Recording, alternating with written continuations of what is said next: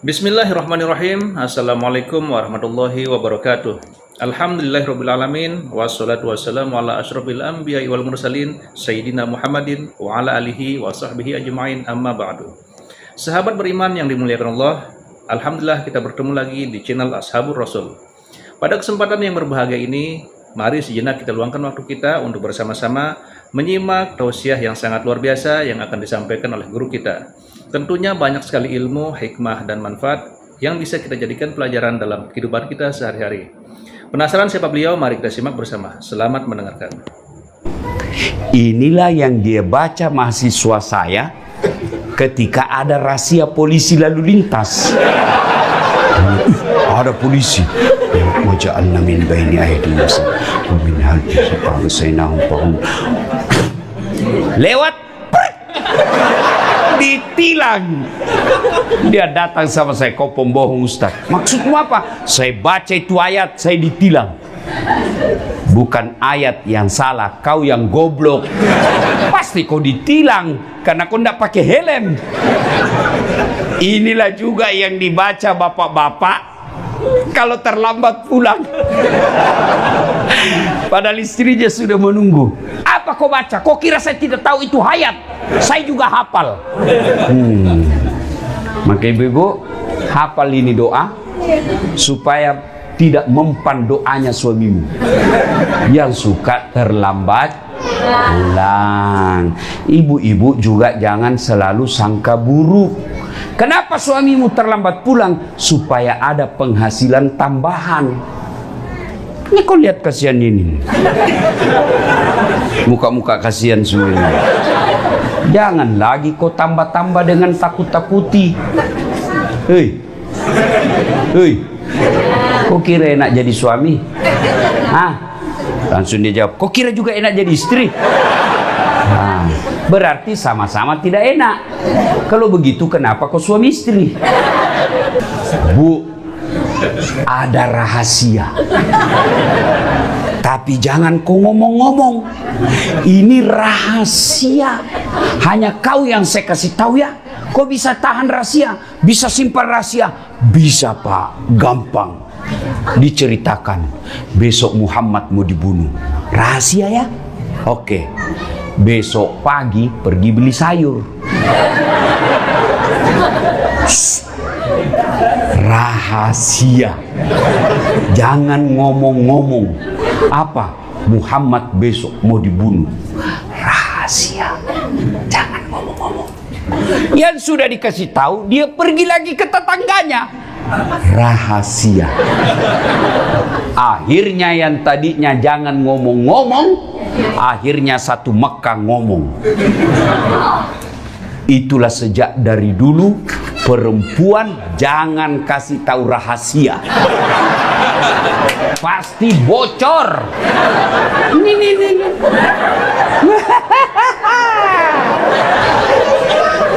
Ustadznya aja digosip. Itu tadi ada saya dengar, itu juga bajunya yang sute-jutewo. Udah, ya toh? Ya. Kumpul begini, 1 jam pengajian, 1,5 jam gosip. Pulang dia tidak langsung pulang itu. Nanti cerita. Siapa yang dicerita? Yang duluan pulang. Maka sebaiknya supaya ibu tidak dicerita temanmu, sama-sama kau pulang. Kalau ada yang duluan pulang, kaulah yang jadi korban gosip. Ya, masuk pengajian itu dilihat itu dari kepala sampai ke bawah. Apa?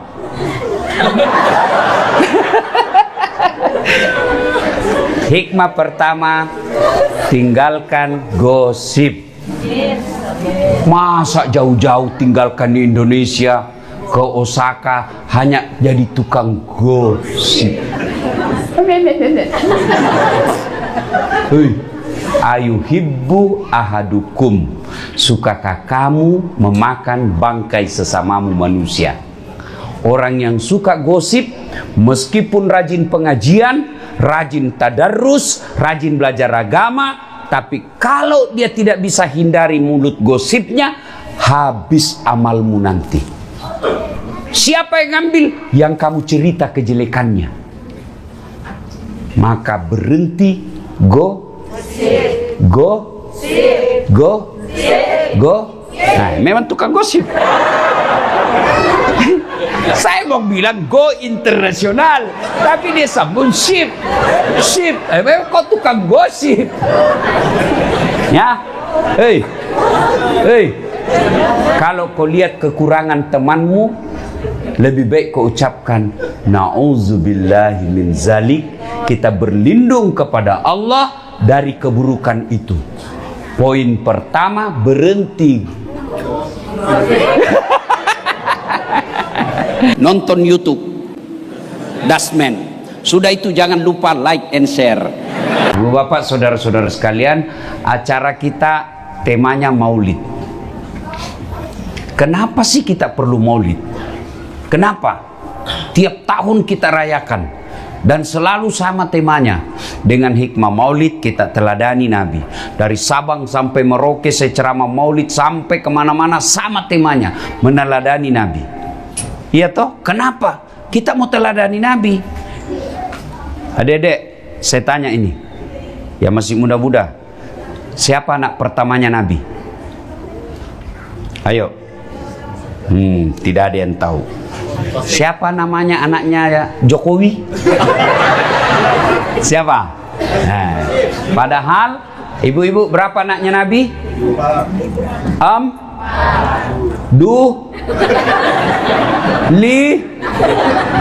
Itu ini pentingnya. Bagaimana kau teladani Nabi? Sejarahnya Nabi kau tidak tahu. Orang kalau mau mencontoh sesuatu, kita harus tahu yang kita mau contoh. Itu dulu. Maka kita maulid. Maka yang tidak mau maulid silakan. Tapi jangan kau tuduh kita sesat. Kalau di Sulawesi Selatan, oh luar biasa itu perayaan maulid. Ada telurnya, ada ketannya, ada duit digantung-gantung, potong ayam, telur, perhiasan. Untuk apa? Menarik perhatian supaya orang bergembira menyambut lahirnya Rasulullah Muhammad sallallahu alaihi wasallam. Maka saya ajar anak saya si Ece di rumah. Anak-anak Nabi ada 7 orang. Baru kau tahu 7 toh? Iya. 3 laki-laki, 4 perempuan. Pertama Qasim, Abdullah, Ibrahim, Zainab, Ruqayyah, Ummu Kalsum, Fatimah. Itu ajarkan anakmu lagu-lagu seperti itu. Tidak usah lagu Cikampek, Tasikmalaya, apa beling-beling. Apa gunanya itu Cikampek? Ya, jelas. Nah, karena waktu yang terbatas, kita tidak bisa cerita secara detail sejarah kehidupan Nabi. Yang ringkas saja. Pernah Nabi diusir dari Mekah. Rapatlah kafir Quraisy waktu itu. Kata Abu Jahal, wah bahaya ini Muhammad. Makin hari pergerakannya makin membahayakan. Makin banyak orang ikut sama dia. Makin kita larang dakwah, makin menjadi-jadi pengikutnya. Apa yang harus kita lakukan? Dari belakang ada yang usul. Ketua sidang, bagaimana kalau kita sogok dia duit? Dia bilang apa? Dia bukan bangsa Indonesia. Kasih serangan fajar. Kalau gitu kita kasih perempuan paling cantik. Kata yang lain, dia bukan pejabat Indonesia.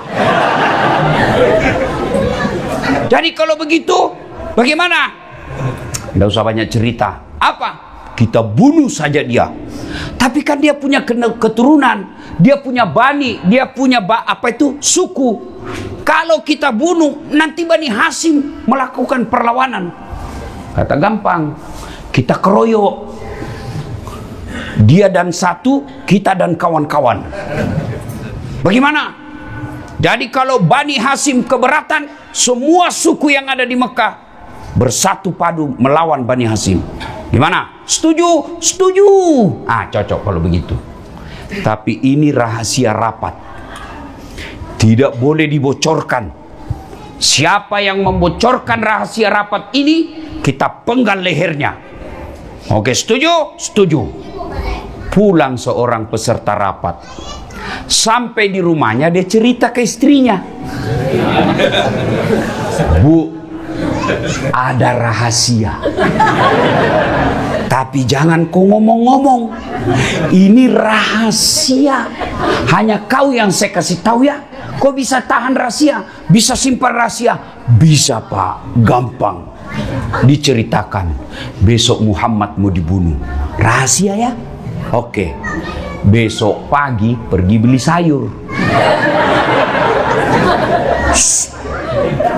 Rahasia. Jangan ngomong-ngomong. Apa? Muhammad besok mau dibunuh. Rahasia. Jangan ngomong-ngomong. Yang sudah dikasih tahu, dia pergi lagi ke tetangganya. Rahasia. Akhirnya yang tadinya jangan ngomong-ngomong, akhirnya satu Mekah ngomong.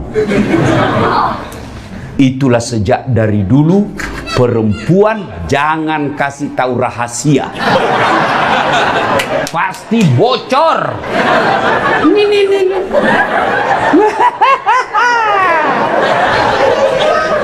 Ustadznya jadi gosip. Itu tadi ada saya dengar, itu juga bajunya yang sute-juteu. Udah, ya toh? Ya.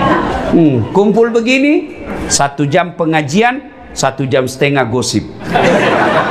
Pulang dia tidak langsung pulang itu. Nanti cerita. Siapa yang dicerita? Yang duluan pulang. Maka sebaiknya supaya ibu tidak dicerita temanmu, sama-sama kau pulang. Kalau ada yang duluan pulang, kaulah yang jadi korban gosip. Dia masuk pengajian itu dilihat itu dari kepala sampai ke bawah.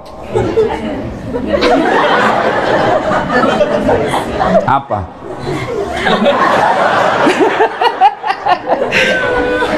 Hikmah pertama, tinggalkan gosip. Masa jauh-jauh tinggalkan di Indonesia ke Osaka hanya jadi tukang gosip. Hei, ayuhibbu ahadukum, sukakah kamu memakan bangkai sesamamu manusia? Orang yang suka gosip, meskipun rajin pengajian, rajin tadarrus, rajin belajar agama, tapi kalau dia tidak bisa hindari mulut gosipnya, habis amalmu nanti. Siapa yang ngambil? Yang kamu cerita kejelekannya. Maka berhenti go. Nah, memang tukang gosip. Saya mau bilang go internasional, tapi dia sambung ship. Memang kau tukang gosip. Ya, hei, kalau kau lihat kekurangan temanmu, lebih baik kau ucapkan na'udzubillahi min zalik. Kita berlindung kepada Allah dari keburukan itu. Poin pertama, berhenti. Berhenti gosip.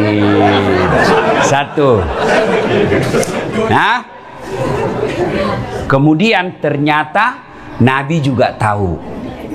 Dari mana Nabi tahu? Mata-matanya Allah, intelnya Allah. Siapa? Jibril. Dikepunglah rumahnya Nabi. Yang mengepungnya Algojo tukang pukul preman-premannya kafir Quraisy kelas 1-nya. Kepung rumahnya Nabi. Riwayat mengatakan kucing pun lewat pasti kelihatan. Tapi Allah turunkan perintah, lalu Allah memerintahkan Muhammad sallallahu alaihi wasallam untuk membaca satu kepingan ayat dalam Al-Quran. Nabi lewat, tidak ada yang bisa melihatnya. Ada yang tahu ayat itu? Ya sudah. Nah, apa bunyinya? Wajah media bisa dong kalau Jangan mi Pak Ustaz, pasti sudah tahu. Ibu-ibu apa? Waja'alna min baini saddang wa min halfihim fa'agsainahum fahum. Nabi lewat, tidak ada yang bisa melihatnya. Inilah yang dia baca mahasiswa saya ketika ada razia polisi lalu lintas. Ada polisi. Waja'alna min baini aydihim wa min halfihim fa'agsainahum fahum. Lewat, ditilang. Dia datang sama saya, kau pembohong Ustaz. Maksudmu apa? Saya baca itu ayat, saya ditilang. Bukan ayat yang salah, kau yang goblok. Pasti kau ditilang karena kau tidak pakai helm. Inilah juga yang dibaca bapak-bapak kalau terlambat pulang. Padahal istrinya sudah menunggu. Apa kau baca? Kau kira saya tidak tahu itu ayat? Saya juga hafal. Maka ibu-ibu hafal ini doa supaya tidak mempan doanya suamimu yang suka terlambat pulang. Ibu-ibu juga jangan selalu sangka buruk. Kenapa suamimu terlambat pulang? Supaya ada penghasilan tambahan. Ini kau lihat kasihan ini. Muka-muka kasihan semua ini. Jangan lagi kau tambah-tambah dengan takut-takuti. Hei, hei, kau kira enak jadi suami? Hah? Langsung dia jawab, kau kira juga enak jadi istri? Nah, berarti sama-sama tidak enak. Kalau begitu kenapa kau suami istri? Ya, jadi Bapak Ibu saudara-saudara sekalian, Nabi keluar. Tidak ada satupun yang melihatnya. Nabi lewat. Begitu Nabi sudah pergi, baru sadar Abu Lahab. Terbangun mereka. Hai, sergap, masuk. Dibongkar pintunya Nabi, dobrak. Pak. Siapa yang didapati tempat tidurnya Nabi? Ali bin Abi Thalib, sepupu sekalinya Nabi, yang kemudian juga menjadi menantunya Nabi. Ya, sudah. Kemudian disergap, ditarik lehernya Ali bin Abi Thalib. Aina Muhammad? Mana Muhammad? Mana Muhammad? Saya juga tidak tahu. Akhirnya mereka keluar dari rumah Nabi. Lalu Abu Lahab bikin pidato. Wahai masyarakat Mekah, siapa yang bisa mendapati Muhammad, hidup atau mati, saya kasih kau hadiah 100 ekor onta betina hamil, tidak ada suaminya. Yang ketawa namanya onta hamil, tidak ada suami. Masa ada onta akad nikah? Kita nikahkan si onta dengan saksi das atlatif. Kelecehan. Cuma sekarang banyak cewek mau saingan sama onta, hamil tidak ada suaminya. Mudah-mudahan kalian semua dicintai oleh Allah. Amin. Dilindungi oleh Allah. Amin. Dilindungi dari laki-laki jahat. Amin. Jangan percaya laki-laki, apalagi kalau dia lagi jatuh cinta. Mulutnya berbisa, lebih bahaya daripada ular kobra. Modal hanya silver coin, modal coklat, bunga-bunga plastik, kamu sudah lope-lope, beleng-beleng. Kemanapun kau pergi, aku akan mengikutimu. Aku akan hidup semati. Pembohong. Apalagi kalau ada istrinya, jangan kau percaya. Apalagi kalau dia dia bilang, ini saya dalam proses perceraian, sebentar lagi saya akan bercerai. Jangan kau terima sebelum ada surat cerainya. Banyak kasihan perempuan jadi korban hanya karena mulut berbisa para lelaki. Jangan kau lihat saya, bukan saya. Ya, cewek Kalau ada sama-sama kamu pekerja, kan sekarang tidak boleh lagi disebut tenaga kerja kan? Sekarang disebut pekerja imigran, pekerja PMI, pekerja migran Indonesia. Tidak boleh lagi disebut tenaga kerja, ya. Maka kalian jauh-jauh tinggalkan tanah air, lalu kau pacaran hanya berzina. Kasihan, lebih baik kau suruh lamar dia. Kalau betul kau sayang sama saya, kau pulang ke Indonesia, lamar saya baik-baik. Mahal pulang kampung, kau video call sama orang tua saya, lamar saya sebagai wanita terhormat. Begitu. Kalau kau tidak lamar saya dalam waktu sepekan, apa boleh buat? Kita putus. Kau kira cuma kau laki-laki? Banyak yang ngantri. Cuma karena kau sudah belikan adekku motor.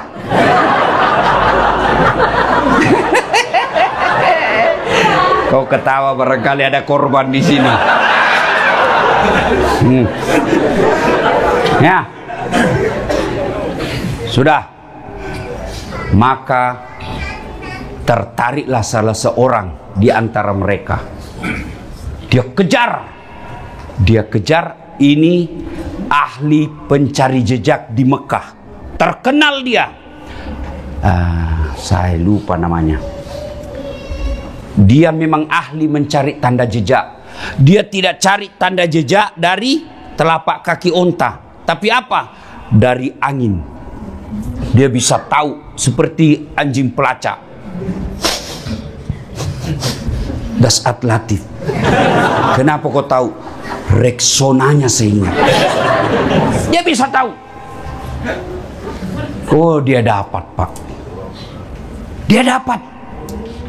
Ketika itu dia kejar, dia dekati Muhammad, kudanya standing. Jumping, yang seperti Ferrari. Jatuh. Dia naik lagi ke kudanya, jatuh lagi. Naik lagi, jatuh lagi, sampai 3 kali. Akhirnya ini orang berkata, ini bukan orang sembarang ini. Ini orang dilindungi. Sudah berapa orang saya kejar, pasti saya berhasil membunuhnya.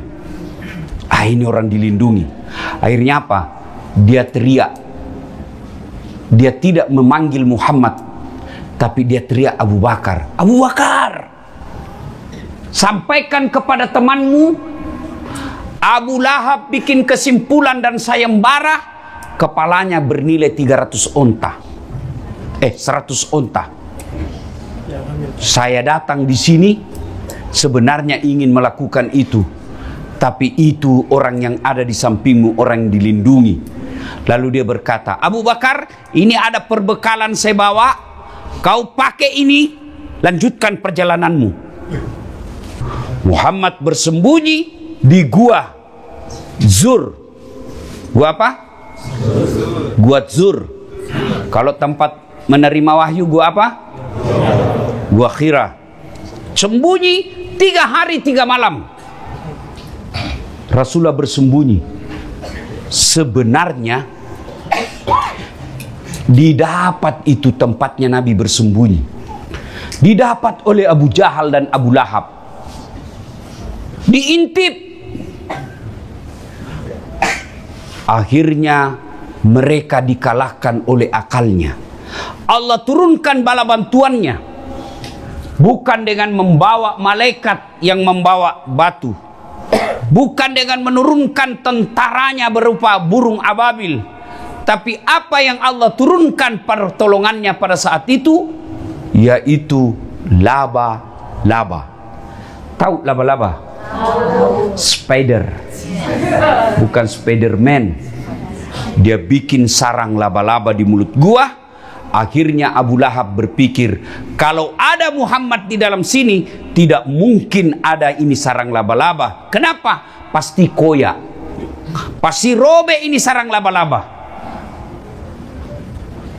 Sarang laba-laba yang begitu rapuh mengalahkan pasukan pilihannya Abu Jahal. Lalu begitu ngintip lagi, Abu Bakar sudah berkata, mati kita ini, mati sudah kita. Tapi apa kata Nabi? Ya Abu Bakar, la tahzan, innallaha ma'ana. Abu Bakar, jangan kau takut, jangan kau sedih, jangan kau cemas, Allah bersama kita. Terbang burung merpati. Abu Lahab berkata, benar, tidak mungkin ada manusia bersarang di sini. Tidak mungkin ini burung merpati bersarang di dalam kalau ada manusia. Akhirnya mereka tinggalkan. Sepeninggal itu Nabi lelah dan tertidur. Panjang cerita. Nabi kemudian melanjutkan perjalanan. Lalu disambutlah Nabi di Madinah dengan lagu Tala al-badru alaina min saniyatil wada, dan seterusnya. Inilah yang menjadi dalil kenapa ada ulama yang membolehkan lagu atau nyanyian. Tergantung jenis lagunya. Kalau lagunya berupa dakwah, boleh. Suamimu pulang kecapean, lalu dia duduk di kursi, kau usap-usap, kau peluk, lalu kau menyanyi. Bila kan di sisiku hati rasa syahdu. Boleh, halal. Nah, capek, suamimu marah-marah, kamarmu berantakan, kau buka bajumu, lalu kepeluk lagi sambil menyanyi. Insaplah, wah, boleh, ya. Tapi lagu-lagu alamat palsu ini jangan, haram. Pikiranku tak dapat ku mengerti, kaki di kepala, kepala di kaki. Pantas kodongo. Kepalamu kau simpan di kakimu, kakimu di kepala. Anda jangan, ndak usah nyanyi seperti itu. Ya. Hei. Nah, apa hikmah dari kisah itu? Abu Bakar Siddiq begitu cintanya kepada Rasulullah, sehingga Allah memberikan hadiah kepada Abu Bakar Siddiq. Disebut namanya dalam Quran, meskipun tidak disebut secara tertulis Abu Bakar Siddiq, tetapi disebutkan lelaki yang bersamanya. Dialah Abu Bakar Siddiq. Apalagi penghormatan Allah kepada Abu Bakar Siddiq, Nabi kemudian bersabda, ada 10 sahabat Nabi yang pasti dijamin masuk surga. Satu di antaranya adalah Abu Bakar Siddiq. Kenapa? Karena cintanya kepada Rasulullah Muhammad sallallahu alaihi wasallam. Sedulur saklawase. Ada orang Jawa sini? Pasti namanya Margono. Kalau dia orang Sunda, Margana. Kalian Margana orang Batak. Margana Sitorus. Ikai dia orang Batak kalau ada Sitorusnya. Memang ini ibu-ibu luar biasa, ras terkuat di bumi.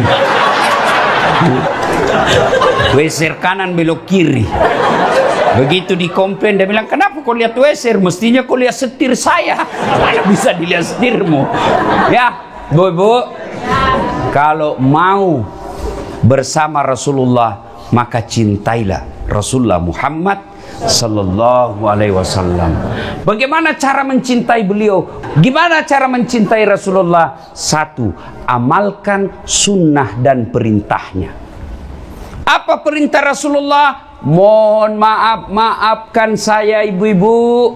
Kalau ibu mau bersama Rasulullah, maka perintah Nabi, muliakan suamimu.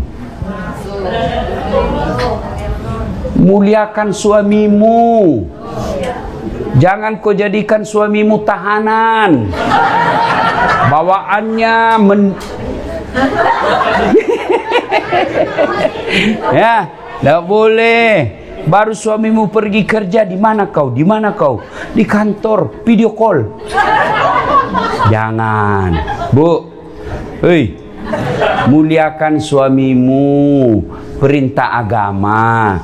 Kalian juga suami, jangan tipu istrimu.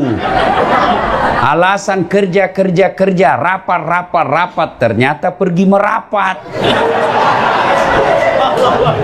Maka yang baik, istri hormati suami, suami sayangi istri. Bagaimana prakteknya? Masya Allah, sangat luar biasa tausiah yang sudah disampaikan oleh guru kita. Sahabat beriman yang dirahmati Allah, tetaplah di channel ini karena kajian ini belum selesai. Tentunya masih banyak lagi hal-hal menarik yang akan disampaikan oleh beliau.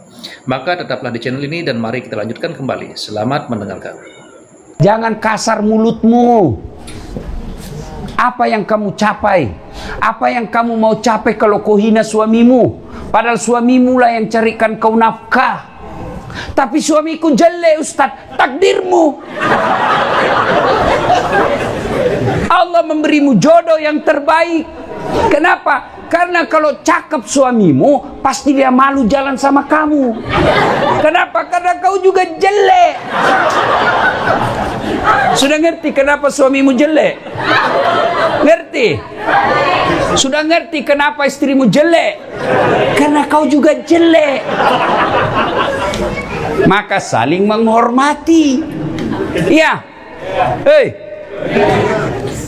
Tutur kata yang lembut. Jangan memaki. Tahu enggak kata Nabi? Ada 4 perempuan menjadi bahan bakar api neraka. Bahan bakar api neraka. Satu di antaranya perempuan yang suka menghina suaminya. Kau suka hina. Tapi kau 4 kali hamil.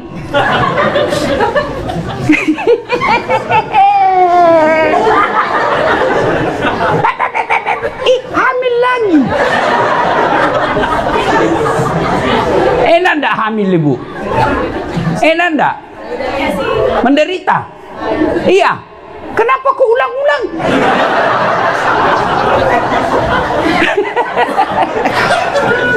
Bu, muliakan suami, tutur kata yang lembut, jangan menghina, jangan memaki, syukuri penghasilannya. Itulah istri yang soleha. Kamu juga jangan kau maki istrimu, jelek, tapi 4 kali hamil. Maka yang baik, muliakan istrimu. Kalau kau belum bisa belikan emas istrimu yang lagi di kampung, jangan kau tipu dia. Kau belum bisa belikan rumah yang mewah, jaka kau hadiahkan dengan apa? Tutur kata yang lembut. Kalau kau serumah, bayangkan istrimu tinggalkan kampung halamannya, dia ikut ke Osaka untuk apa? Mendampingimu. Bagaimana mau berkah penghasilanmu kalau istrimu yang baik selalu kau tipu? Makanya jangan sembarang kau tulis nama di HP-mu. Teman selingkuhmu kau tulis teman kerja. Kau ketawa karena ada di situ kan? Kalau kau mau, saya kasih ibu-ibu. Kalau ibu tidak percaya bahwa ada nama palsu, minta HP-nya. Berani kau kasih istrimu? Suruh pegang HP-mu 1 minggu. Berani? 5 menit aja kau sudah kena serangan jantung. Mati. Hei, ya, cinta kepada Rasulullah, muliakan istrimu, hormati suamimu. Yang kedua, muliakan orang tuamu. Itu perintah agama. Jangan sampai kau jauh-jauh merantau ke sini, lalu kau biarkan orang tuamu kosong rekeningnya. Mending kalian yang kosong rekeningmu daripada orang tuamu yang kosong rekeningnya. Jangan sampai usia orang tuamu sudah 70 tahun, tapi beliau masih cari nafkah. Sudah saatnya orang tuamu menikmati penghasilanmu. Jangan sampai kau lebih takut sama istrimu daripada sama ibumu. Ada yang takut sama istrinya di sini?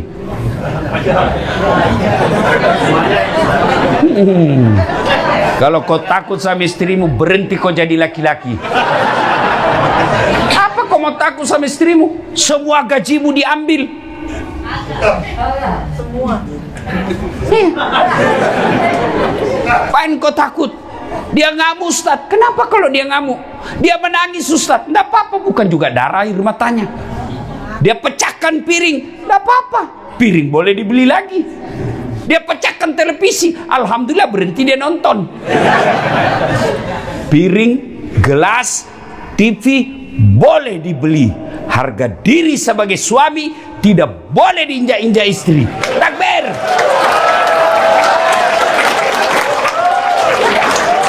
Yang takbir itulah yang takut sama istrinya. Hei, kau sampaikan kepada istrimu, kau boleh marah-marah sama saya, kau boleh habiskan duit, itu rezekimu, tapi jangan pernah kau hina dan kau sakiti orang tuaku. Itu anak yang soleh. Tapi kalau kau malas takut bersedekah karena takut sama istrimu, berhenti kau jadi laki-laki. Ini dek, kirim ke emak, mudah-mudahan emak tahun ini bisa umroh.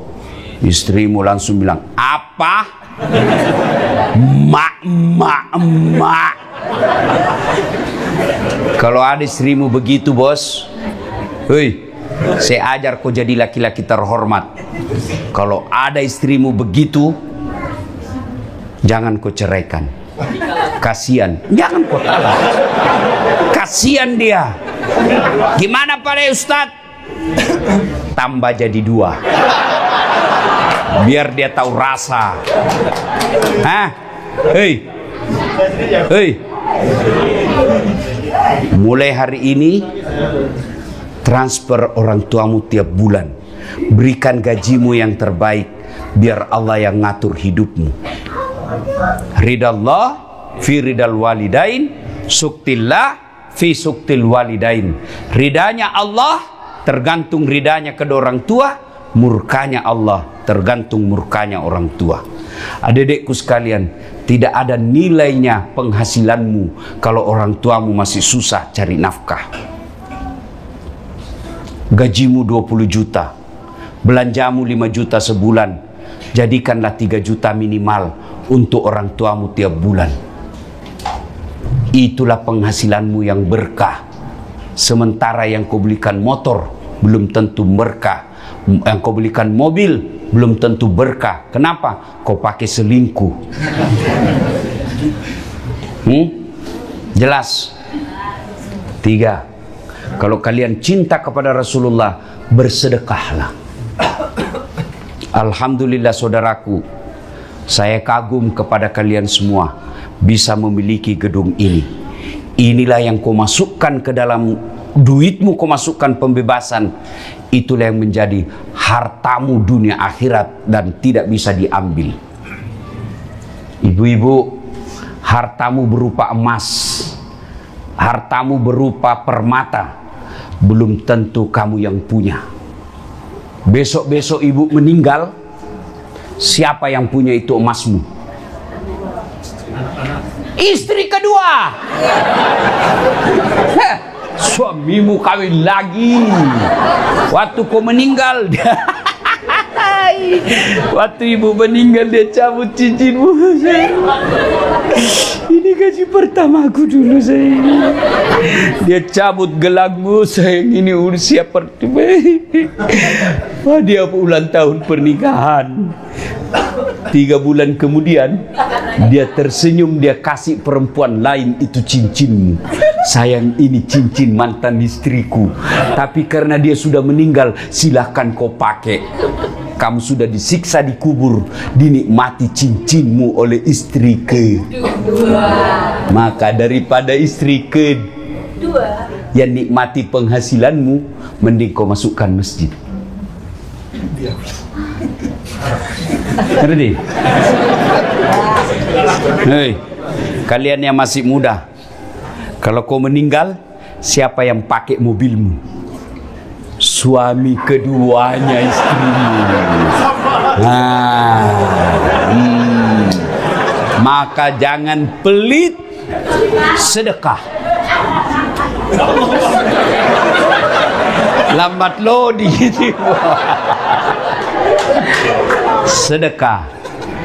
Saudaraku punya gaji 20 juta, sisihkan 500.000 per bulan untuk pembangunan masjid di kampungmu. Kamu sudah tidak bisa jadi penghafal Quran.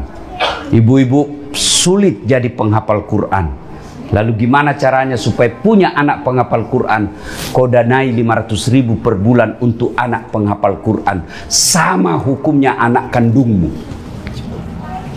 Saudara-saudaraku, tidak usah kau jadi ustadz. Berat. Jangan ketawa, saya serius. Tapi sisihkan penghasilanmu 500.000 untuk ustadz di kampungmu. Itulah hartamu yang tidak bisa digugat orang. Hartamu yang setengah mati kau kumpul jadi rumah. Begitu kau meninggal karena tidak ada istrimu, saudaramu yang perebutkan itu penghasilanmu. Lebih baik kau jadikan penghasilanmu, kau biayai penghafal Quran, kau biayai ulama, kau biayai penceramah. Tiap bulan kau kirimkan 500.000. Darah dagingnya jadi 500.000 itu jadi darah dagingnya. Selama dia pergi dakwah, selama itu kau dapat pahalanya seperti pahala ustadz. Jangan malah kau undang ustadz, kau remehkan, kau tidak hargai, kasih amplop ternyata salah tukar. Saya pernah rasakan ustadz, amplop tertukar ustadz. Saya naik di mobil, saya buka lah amplop saya, alhamdulillah dapat rezeki. Begitu saya buka, susunan acara. Ketawa senangnya ustadz, jelek nasibnya. Hei, muliakan ulamamu. Tidak mungkin agama lain yang memuliakan ulamamu. Siapa? Kalian sendiri. Berikutnya kalian cinta kepada Nabi karena waktu terbatas. Amalkanlah sunnah-sunnahnya. Amalkan sunnah. Kalian yang bisa pelihara jenggot, peliharalah. Karena itu sunnah. Tapi kalian yang kau lihat orang tidak pelihara jenggot, jangan kau anggap dia bukan sunnah. Saya kan dikategorikan tuh di medsos awal-awal itu mulai hijrah, sunnah-sunnah. Saya dikelompokkan. Ini Ustadz sunnah. 1, 2, 3, 4. Ini Ustadz tidak sunnah. Namaku ada di dalam. Saya tanya, kenapa kau tuduh saya tidak sunnah? Dia bilang, buktinya kau tidak pelihara jenggot. Mau diapa kalau tidak mau tumbuh? Ya mas ya. Nggih. Jadi kalian lakukanlah sunnah sesuai kemampuanmu. Yang mau pakai celana jingkrang silahkan. Tapi yang tidak pakai celana jingkrang jangan kau tuduh tidak sunnah. Berbeda itu indah. Berbeda itu bagus. Dalam sholat aja orang berbeda. Iya. Ada orang takbir begini, Allahu Akbar. Ada juga yang Allahu Akbar. Meletakkan telapak tangannya dan dia lipatnya juga berbeda-beda. Ada yang begini, ada yang begini, ada yang di atas pusat, ada di bawah pusat, ada juga yang begini. Indah kan? Silakan. Jangan kau hina orang yang berbeda. Kamu yang mau begini silakan. Jangan kau rendahkan orang yang begini. Kalau semua benar, yang mana salah Ustaz? Ya kalau kau pakai semua. Allah.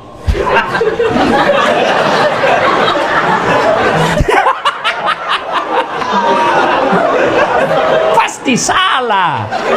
Iya. Gigi aja berbeda-beda. Ada gigi seri, ada gigi taring, ada gigi geraham. Bayangkan kalau semua sama gigi kita, semua pakai gigi geraham, repot toh makan kacang. Ya, bagaimana kalau semua gigi taring? Repot kan makan kangkung. Kapan habisnya? Maka diberikan oleh Allah berbeda gigi. Gigi paling depan namanya gigi seri, tujuannya memotong.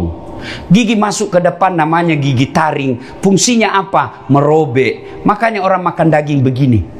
Tidak ada orang makan daging begini. Tak cabut gigimu. Masuk lagi ke dalam namanya gigi geraham. Fungsinya apa? Menghancurkan. Maka hormati perbedaan, ya. Silakan lakukan sunnah. Yang kuat Senin Kamis, laksanakan puasa Senin Kamis. Lakukan sholat tahajud, sholat duha di pagi hari. Kalau kau tidak kantor di pagi hari, jam 8 kau sholat duha. Selesai sholat duha kau berdoa, ya Allah bukakan rezekiku. Ya Allah di sini saya cari nafkah, tapi saya tidak mau mati di sini ya Allah. Saya datang ke sini cari modal. Mudah-mudahan setelah cukup modal, saya kembali ke kampungku. Saya hidupi keluargaku, saya hidupi ibuku. Saya ingin wafat bersama ibu saya. Masa si Allah tidak kabulkan? Tiap hari kau lakukan berdoa seperti itu, masa Allah tidak kabulkan? Padahal Allah sudah katakan, ud'uni astajib lakum, minta kau kepadaku, pasti saya kabulkan. 5 kali kau minta sehari, masa Allah tidak kasih? Kamu minta saja sama saya 5 kali, pasti saya kasih. Kenapa? Capek sudah saya dengar kau minta-minta. Ambil aja, capek sudah kan. Ya, saudaraku, ibu bapak, saudara-saudara sekalian, cintai Rasulullah dengan mengamalkan sunnah-sunnahnya. Termasuk sunnahnya Rasulullah adalah senyum. Sunnah. Kalau kau tidak bisa kasih temanmu duit, kasihlah dia senyum. Jangan ketawa, saya suruh sini. Kau sudah tidak kasih duit, kau gosip pula. Sudah kau gosip, mukamu jelek, maka senyumlah. Dan itu hebatnya itu senyum. Coba amalkan itu. Biar kau tidak kenal orang, kau senyum, pasti dia balas senyum. Meskipun tidak kau kenal, tidak ada orang kau senyum, apa senyum-senyum, pasti orang gila. Senyumlah, karena itu adalah sedekah. Tutur kata yang lembut. Oh, sudah tanda-tanda harus habis ini ya. Nah, saudara-saudara sekalian, karena waktu terbatas, ini saja tausiah kita. Kalau masih mau dengar ceramah saya? Masih? Lanjutkan di YouTube. Masih bisa ceramah dengar 2 jam? Bisa ibu sampai jam 4? Bisa? Saya yang tidak bisa. Karena kita akan lanjutkan pada perjalanan dakwah yang berikutnya. Semoga Allah merahmati saudara-saudaraku sekalian. Semoga Allah melindungi kalian dalam cari nafkah di tempat ini. Tidak ada ingin mencari nafkah jauh-jauh dari tanah airnya, jauh-jauh dari keluarganya, tapi Allah memilih kalian semua. Kenapa? Karena Allah tahu kalian mampu memikulnya. Silakan cari nafkah di sini, tapi jangan lupa kuatkan ibadah. Kalau kalian cari nafkah saja, mengabaikan sholatmu, mengabaikan ibadah, maka dunia ini tidak ada artinya di sisi Allah. Kalian akan hina mencari nafkah. Bisa jadi kalau kalian cari nafkah, menghalalkan segala cara, kalian akan menjadi pengejar dunia. Dan tahu mengejar dunia itu seperti meminum air laut. Makin diminum, makin haus. Makin diminum, makin haus. Orang yang mengejar dunia tanpa mengingat akhiratnya, maka dia akan kehilangan dunia dan kehilangan akhiratnya. Demikian, mudah-mudahan ada manfaat. Lebih dan kurangnya mohon dimaafkan. Usikum wa nafsi bitaqwallah. Assalamualaikum warahmatullahi wabarakatuh. Alhamdulillahirrabbilalamin. Demikianlah tausiah penuh ilmu, hikmah, dan manfaat yang sudah kita dengarkan bersama dari guru kita. Semoga tausiah yang beliau sampaikan menjadi ilmu yang bermanfaat dalam kehidupan kita sehari-hari. Amin ya rabbal alamin. Sahabat beriman yang dimuliakan Allah, terima kasih banyak sudah menyimak tausiah ini sampai selesai. Doa dan harapan saya semoga sahabat semua selalu diberikan kesehatan, dimudahkan segala urusannya, dan dilancarkan rezekinya. Amin ya rabbal alamin. Demikian yang dapat saya bagikan, kurang lebihnya mohon maaf. Sampai bertemu lagi di kajian berikutnya. Wabillahi taufik wal hidayah, waridha wal inayah. Wassalamualaikum warahmatullahi wabarakatuh. Setelah kita mendengarkan bersama tausiah yang sangat luar biasa dari guru kita, sekarang mari kita lanjutkan aktivitas kita masing-masing. Semoga kajian yang beliau sampaikan kepada kita semua menjadi ilmu yang bermanfaat dalam kehidupan kita sehari-hari. Dan semoga kita semua bisa istiqomah dalam mengamalkannya. Amin ya Rabbal Alamin. Selamat beraktivitas buat sahabat semua dan sukses selalu. Sampai bertemu lagi di video berikutnya. Wassalamualaikum warahmatullahi wabarakatuh.